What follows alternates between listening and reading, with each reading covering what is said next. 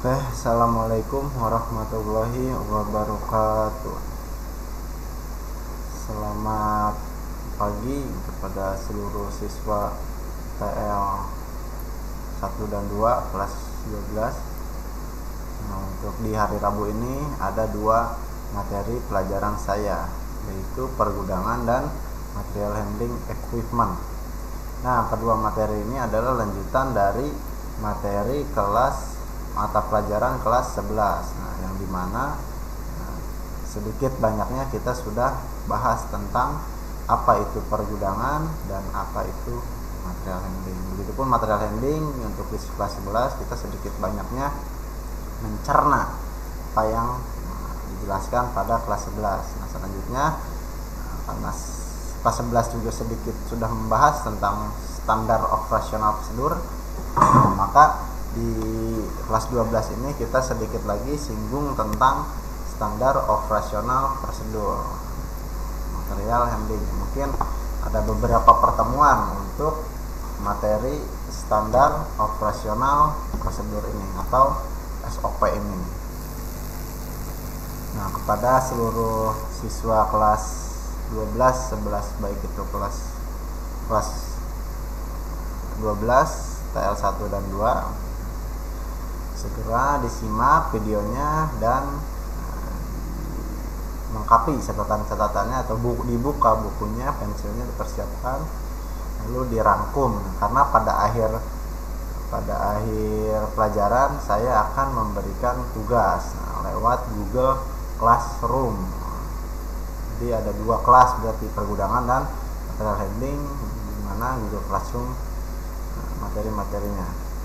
Dan untuk absensi juga saya menginput dari Google Classroom, di mana nanti kalau kalian sudah mengumpulkan pada pertemuan misalkan hari ini, nanti saya akan ambil juga nilai dan absen pada Google Classroom yang kalian kirimkan. Jadi bila mana kalian tidak mengerjakan tugas di Google Classroom, maka kalian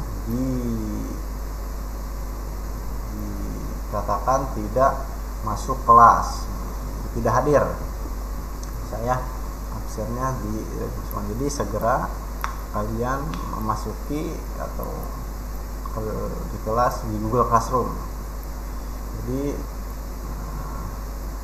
kalau bahasa Sundanya wayahna, kita belajar seperti ini, tapi insya Allah ini akan mendapatkan manfaat. Jadi ketika kita belajar secara konvensional di ruang kelas, setelah kita memasuki belajar online ini, kita bisa lebih banyak menggunakan teknologi handphone kita. Jadi memaksimalkan fungsi handphone kita, dimana itu kita belajar Google Classroom, Google Form, cara mengisi-mengisinya seperti apa. Lalu di YouTube itu manfaatnya banyak, seperti mendengar materi yang Bapak Ibu Guru sampaikan pada channel-channel YouTube SMK Teknologi. Segitu saja dari pendahuluan dari saya. Semoga kalian duduk yang rapi dan perhatikan. Jadi jika ada kesalahan atau perkataan yang tidak baik dari saya, tolong dikoreksi lewat WA group, karena sekarang itu sistemnya offline, bukan langsung streaming online. Bisa juga ketika sudah diuploadkan, kalian bisa kirim komentar, begitu juga like dan subscribe. Terima kasih. Kita masuk ke standar operasional prosedur. Apa sih itu standar operasional prosedur ini? Apa itu? Dalam dunia bisnis atau industri atau dunia kerja tentu akrab dengan istilah SOP atau standar operasional prosedur. Sesuai namanya yang disingkat, itu SOP. Jadi SOP ini berisi tentang prosedur atau tahapan pekerjaan yang harus dilakukan sesuai dengan standar yang sudah ditentukan. Jadi SOP itu adalah suatu konsep untuk bekerja atau dibakukan untuk dilihat dan dikerjakan. Itu SOP. Selanjutnya Nah, tujuan yang dicapai oleh SOP ini adalah untuk menjamin setiap unit kerja menjalankan aktivitasnya dengan tepat, cepat, efektif, dan efisien, terhindar dari kesalahan. Karena sudah dituliskan di dalam misalkan kertas lembaran ditempel di dinding perusahaan itu, untuk operator itu kerjanya jam 7 sampai jam 17 atau jam 5. Nah, itu harus dilaksanakan, tidak boleh kurang, tidak boleh lebih. Nah, itu yang dinamakan standar operasional prosedur. Standarnya operasional, setelah operasional itu kan aktivitas kita yang rutin kita lakukan, standarnya itu seperti apa.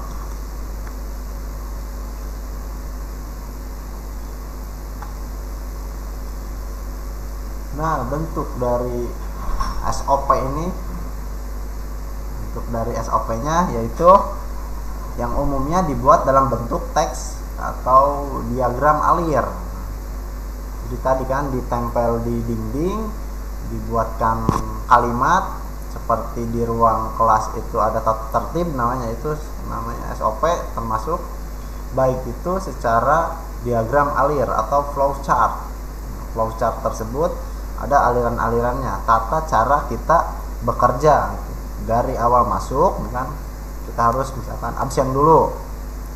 Setelah masuk misalkan merapikan tempat kerja kita, lalu setelah itu kita langsung bekerja. Nah, setelah bekerja kita dari jam 8 misalkan jam 8 bekerja sampai jam 11, sampai jam 12 istirahat terlebih dahulu, lalu masuk lagi, lalu begitupun selanjutnya sampai pulang. Nah, itu adalah bentuk ataupun aplikasi nyata dari SOP. Jadi berbentuk teks dokumen atau diagram alir atau flowchart. Flowchart sedikit kita bahas di kelas 11. Mungkin kalau ada yang menulis pada saat itu silahkan dicek kembali. Begitupun dengan tampilan-tampilan garis kotak yang dibuat dalam flowchart tersebut. Nah, ini definisi menurut beberapa pendapat ahli. Yang pertama adalah menurut Arini Sumo Hardiwijoyo.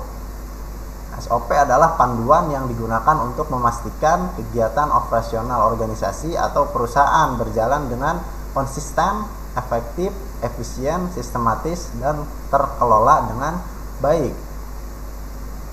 Nah, jadi tadi dalam berbentuk teks dokumen itu karyawan melihat, nah ya, kita seakan itu dipandu oleh teks dokumen SOP tadi untuk bekerja itu konsisten, misalkan dari pagi masuk jam 7 sampai jam 7. Nah, itu kan konsisten, tidak lebih, tidak kurang.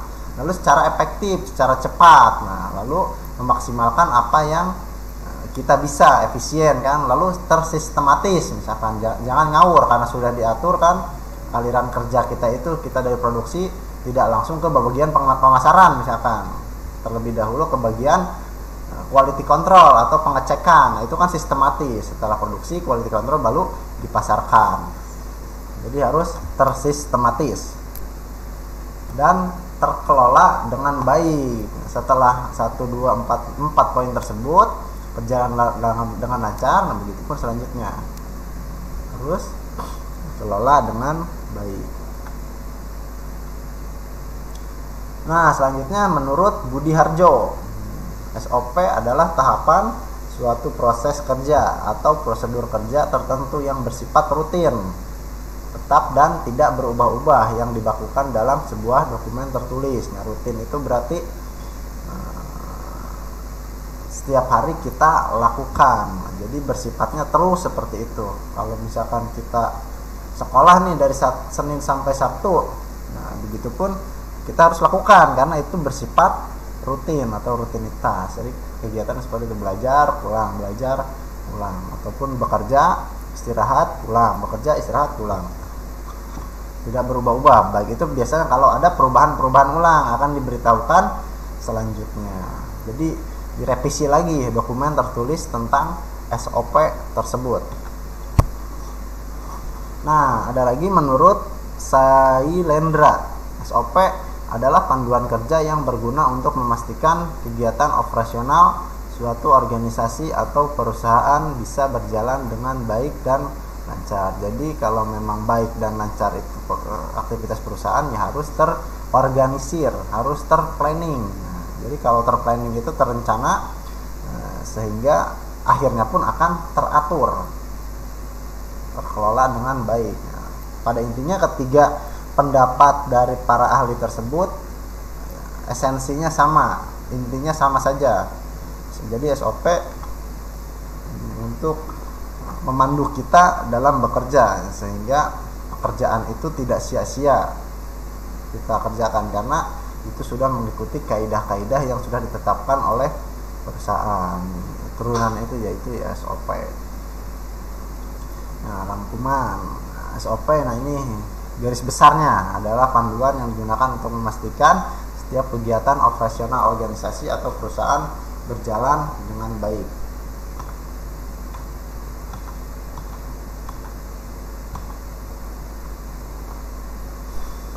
Nah, fungsinya apa sih fungsi SOP itu? Nah, yang pertama, sebagai pedoman dalam bekerja. Jadi tidak ngawur dalam bekerja. Pedoman ini adalah sebagai pedoman untuk memudahkan pelaksanaan kerja. SOP yang berisi tahapan dan urutan suatu pekerjaan akan menuntun para pegawai dalam menyelesaikan tugasnya. Jadi pekerjaan lebih terarah nih. Jadi sebagai pedoman pekerjaan. Nah, sebagai dasar hukum, hal-hal yang terjadi di luar standar operasional prosedur akan dinilai sebagai suatu kesalahan atau pelanggaran. Nah, sebaliknya, jika terdapat suatu kesalahan padahal pegawai sudah melakukan pekerjaan sesuai SOP, maka itu akan menjadi pertimbangan hukum tertentu yang meringankan. Karena SOP itu sudah dibakukan dalam suatu dokumen teks, maka jika kita langgar, nah itu akan berdampak hukum, atau katakanlah mungkin kalau sering kita dengar itu adalah SP, surat peringatan. Nah, Paskadon SP. Nah, ada satu SP1, SP2. Nah, itu kan kalau hal-hal yang ringan kita langgar, ya mungkin itu tidak berdampak fatal. Tapi kalau secara kontinu kita lakukan, nah itu akan mendegradasi kegiatan bekerja kita, sehingga kita akan dicoreng tidak baik oleh sang atasan kita. Nah, yang selanjutnya sebagai informasi hambatan kerja. Jadi dibatasi. Tidak hanya berisi tentang prosedur, tetapi juga soal kemungkinan hambatan dan kendala yang bisa saja dihadapi oleh para pegawai. Nah, informasi seperti ini sangat penting sehingga pegawai dan perusahaan bisa menentukan langkah preventif atau pencegahan yang harus dilakukan. Ya. Jadi sebagai informasi hambatan kerja. Jadi ketika misalkan ada seperti itu, lalu ada kesalahan, nah minimal kita mempunyai tindakan preventif terlebih dahulu untuk mencegah kelalaian atau hambatan kerja tersebut. Jadi lu cegah dulu sebelum berdampak.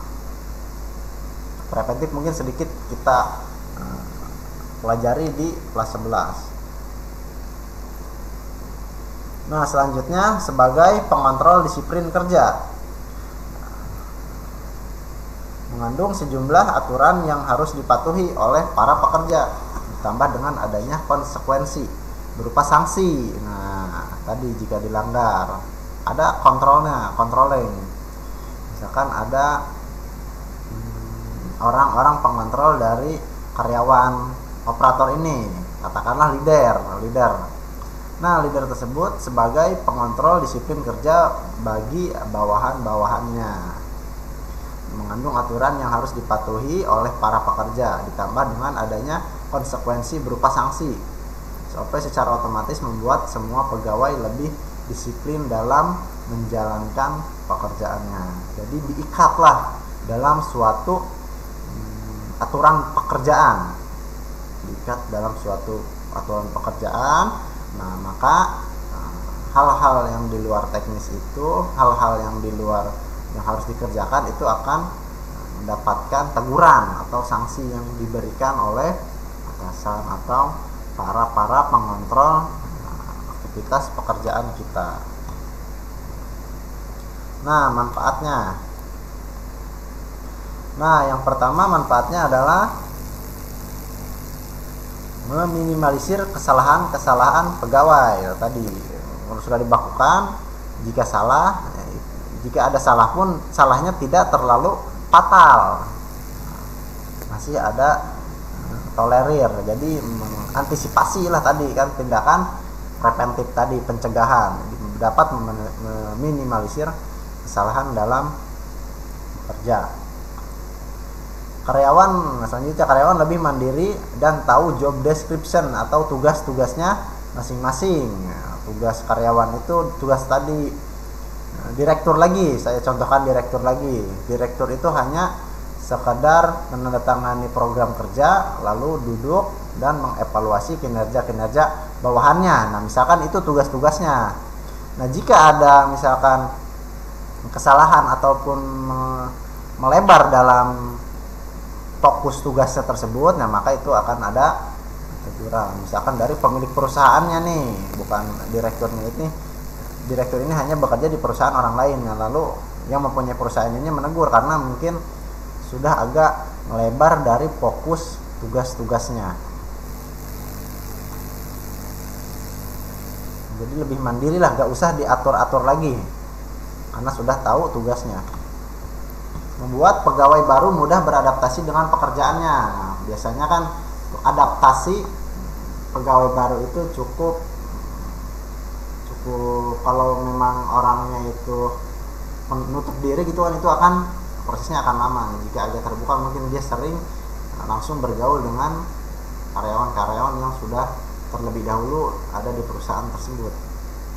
Nah, karena dia sering mengetahui SOP tadi kan, setelah masuk melihat SOP kan kerjanya seperti ini, lalu misalkan sebelum bekerja itu dia di training dulu atau dibimbing dulu oleh atasannya. Nah, lalu diberikanlah standar operasional bagi pekerjaannya itu. Jadi membuat para pegawai baru ini tidak terlalu lama beradaptasi dengan pekerjaannya. Jadi mungkin sebulan lah, tidak lama-lama. Nah, kepuasan pelanggan terhadap kemudahan dan kecepatan servis, terutama pada organisasi, perusahaan jasa dan layanan publik. Tadi mungkin konteksnya di luar dari perusahaan, misalkan untuk servis itu bank misalkan kan, karena bank itu standar operasionalnya ketika menerima uang itu dibatasi waktunya, misalnya paling lama menerima uang itu 5 menit nih, maka setelah 5 menit dia harus cepat-cepat nih kan, pegawainya harus ngitungin uangnya kan harus cepat, minimal batas maksimalnya pengerjaan menghitung uang itu misalkan 5 menit. Setelah 5 menit ganti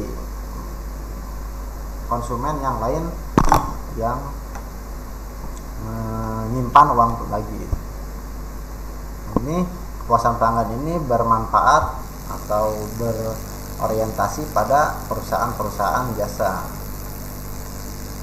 dan layanan publik seperti pemerintahan. Kalau jasa itu kan contohnya seperti JNE, kalau layanan publik seperti puskesmas kan, kantor desa. Jadi ada tata tertib atau SOP cara penanganan keluhan dari nasabah, baik itu masyarakat. Nah, selanjutnya prinsip penyusunan SOP. Yang pertama,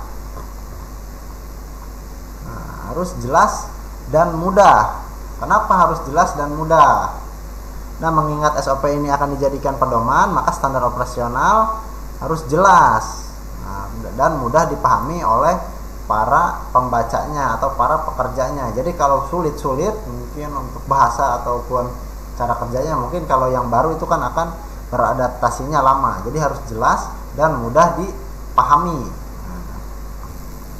Lalu selanjutnya efektif dan efisien. Nah, kenapa untuk efektif dan efisien? Nah, karena kalau efektif dan efisien ini tidak bisa dipisahkan. Jadi pekerjaan itu harus ringkas, harus cepat, harus bisa memaksimalkan apa yang ada di dalam perusahaan tersebut, sumber dayanya, mesin, baik manusianya, baik yang lain-lainnya. Nah, itu dapat dimaksimalkan dengan baik dan cepat, terus efektif dan efisien SOP tersebut. Jadi jangan terlalu dibawa muter-muter. Jadi ketika masuk bekerja itu harus muter dulu ke sini, harus muter dulu ke sini. Jadi sebisa mungkin harus ringkas dan cepat, efektif dan efisien. Nah, lalu harus adanya keselarasan. Nah, harus adanya keselarasan baik dengan visi misi perusahaan, baik itu dengan sumber daya yang sedia di dalam perusahaan tadi. Misalkan kalau kita tidak kenal dengan teman-teman yang lain, ya bagaimana kita akan kerja tim dalam suatu organisasi tersebut. Itu harus ada keselarasan, baik itu cara proses tentang produksi. Proses produksinya harus selaras dengan tujuannya. Jangan sudah diproduksi belum di packing langsung dikirimkan ke pelanggan. Selanjutnya harus dinamis. Kenapa harus dinamis? Jadi sewaktu-waktu ini SOP tidak seterusnya dijalankan seperti itu. Jadi kalau mengikuti kondisi zaman, ya harus ada pembaharuan dalam SOP tersebut. Misalkan sudah tidak cocok lagi nih diterapkan absen tanda tangan. Ketika datang kita itu absen tanda tangan, ya lalu dilakukan dengan misalkan sidik jari. Nah, itu kan bisa diperbaharui. Jadi tidak statis, bisa dinamis, bisa melar lah, dapat diperbaharui. Nah, selanjutnya harus terukur dan terbuka. Harus ada capaian yang didapat, harus terbuka oleh yang lain, harus diketahui oleh yang lain targetnya, lalu kuantitasnya berapa, kan itu harus diketahui. Setelah itu diketahui kan ada namanya evaluasi untuk ukuran-ukuran yang akan dicapai lagi seperti apa gitu kan. Jadi harus terukur dan buka. Lalu ada kepatuhan dan kepastian. Ada kepatuhan dan kepastian hukum. Nah, dibuat harus bisa menjamin bahwa seluruh prosedur ini ditaati oleh seluruh karyawan misalkan. Itu harus dipatuhi semuanya. Jadi tidak ada karyawan yang memang melanggar hal-hal tersebut atau menyampingkanlah SOP tersebut. Hasil misalkan kalau kita tidak mengikuti SOP dengan baik, contohnya kita akan dapat katakanlah misalkan kecelakaan dalam bekerja. Nah, itu kan hal-hal tersebut karena tidak dipatuhi. Nah, seperti tata tertib di ruang kelas kan, kalau kita tidak patuhi pastikan akan ada punishment dari guru yang diberikan. Apakah itu tugasnya dibanyakin ataukah seperti apa, itu harus dipatuhi.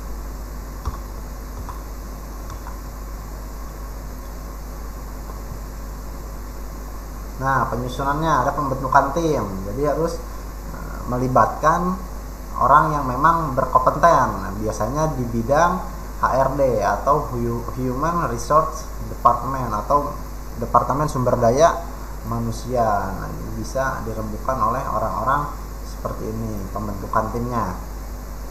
Tata cara rekrutmen, tata cara melatih kemampuan manusianya seperti apa. Nah, itu dirumuskan oleh orang-orang HRD.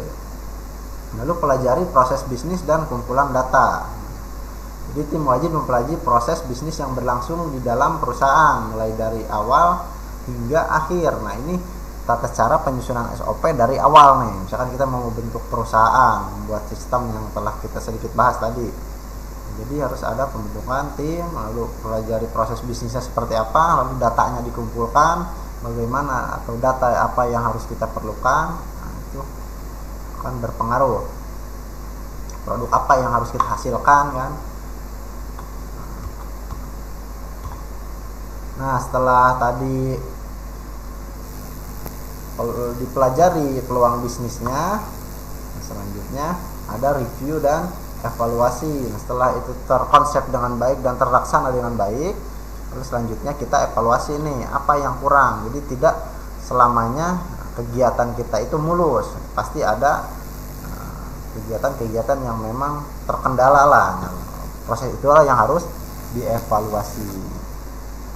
Nah, langkah selanjutnya adalah review dan evaluasi lewat flowchart agar lebih mudah dipahami. Dari flowchart tersebut nantinya akan diketahui tentang detail prosedur kerja termasuk pihak-pihak yang tanggung jawab. Tadi job description-nya. Misalkan tugas menyeduhkan kopi itu oleh host misalkan kan. Nah, itu harus dikerjakan dengan baik. Ya kalau tidak kan itu akan melanggar standar operasional. Pasti akan terkena sanksi. Nah, selanjutnya ada simulasi. Nah, tadi mungkin dari sistem materi sebelumnya kita sedikit bahas tentang simulasi. Ada sistem, ada model, lalu disimulasikan. Jadi rancangan SOP yang sudah sedemikian kita buat secara menakjubkan akan salah, akan tidak baik, akan buntu jika tidak kita simulasikan. Jadi SOP yang bagus tadi, yang takjub tadi akan baik setelah kita simulasikan. Begitupun setelah simulasi nih ada kendala lagi, kita evaluasi lagi atau review lagi apa yang kurang dan mana yang kelebihan.